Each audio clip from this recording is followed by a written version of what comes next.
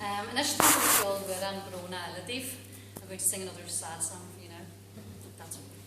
Because show Wuran von Moijan Wada. And Moijan Wada, it's a song about a mermaid.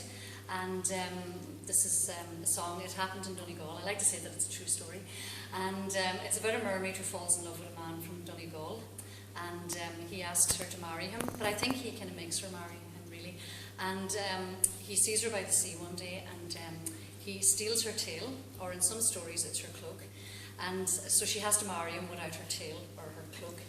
And he hides the tail or cloak, and they have 2 children, and they're very happy. But after a few years, the children find the tail or cloak, and she has to return to the sea, because that's part of the deal. If her cloak or tail is ever found, she has to go back to the sea.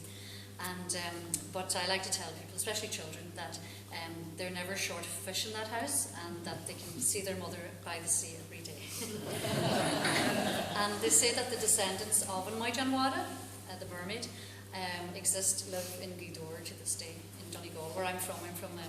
I forgot to say I'm from Gweedore in Donegal, the Gaeltacht area, the Gaelic-speaking area of Donegal.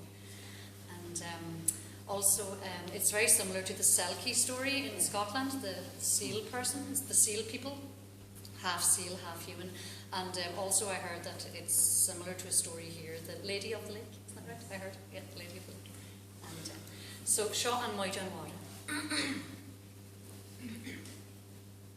Oh, and I forgot to say that in the first verse, the husband speaks, and the children speak in the second verse, and the mermaid speaks in the last verse.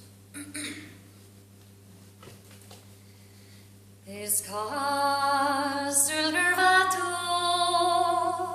Nager Krieg tun Gram Ten